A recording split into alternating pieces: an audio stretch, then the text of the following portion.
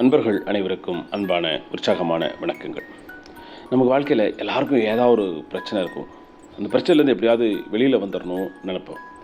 ஆனால் அந்த பிரச்சனைலேருந்து எப்படி வெளியில் வர்றதுன்னு தெரியாமல் அது ஒரு பிரச்சனையாக மாறி இருக்கும். இப்போ ஒரு பிரச்சனைலேருந்து வெளில வர்றதுக்கு நம்ம என்ன செய்யணும், அதை பற்றி தான் இந்த ஒரு சின்ன காணொளி.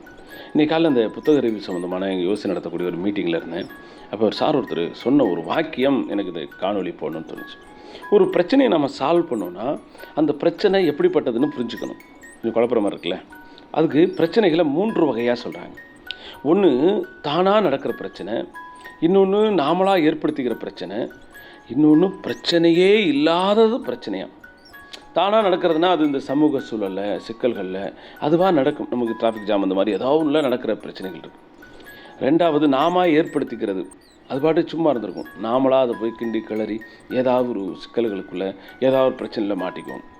மூணாவது பிரச்சனையே இருக்காது, ஆனால் நாமளாக அது பிரச்சனைன்னு நினச்சிக்கிறது.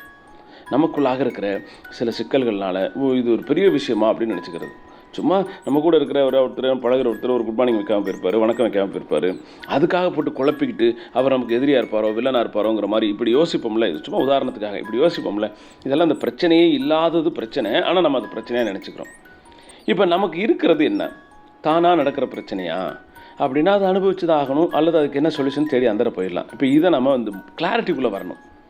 ரெண்டாவது நாமளாக ஏற்படுத்திக்கிற பிரச்சனையா, இப்போ அடுத்த வாட்டியிலேருந்து இந்த சிக்கல்களுக்குள்ளாக நம்ம மாட்டிக்காமல் அதுக்குள்ளே நம்ம விலகி இருக்கிறது, பற்று இல்லாமல் இருக்கிறது, அந்த இடத்த நோக்கி நகர்ந்துடலாம். மூணாவது பிரச்சனை தான் ரொம்ப முக்கியமான பிரச்சனையாக நான் பார்க்குறது. அது ஒரு இஷ்யூவே கிடையாது, ஆனால் அதுக்குள்ளே மாட்டிக்கிட்டு நம்ம அது ஒரு பெரிய பிரச்சனையாக பார்க்குறது. இந்த எல்லாத்தையும் விட்டுட்டோம்னா நம்ம ரொம்ப சிறப்பாக நம்ம பிரச்சனைகள் இல்லாமல் வாழ முடியும். இதை தெரிஞ்சுக்கிட்டோம்னா நாம் பிரச்சனைகள்லேருந்து வெளிவர முடியும். இதுக்கு ஒரு அருமையான வாய்ப்பாக இருக்கிறது பிரச்சனைகள் 3. ஒன்று தானாக நடக்கிற பிரச்சனை, இன்னொன்று நாம ஏற்படுத்திக்கிறது, இன்னொன்று பிரச்சனையே இல்லாத பிரச்சனை.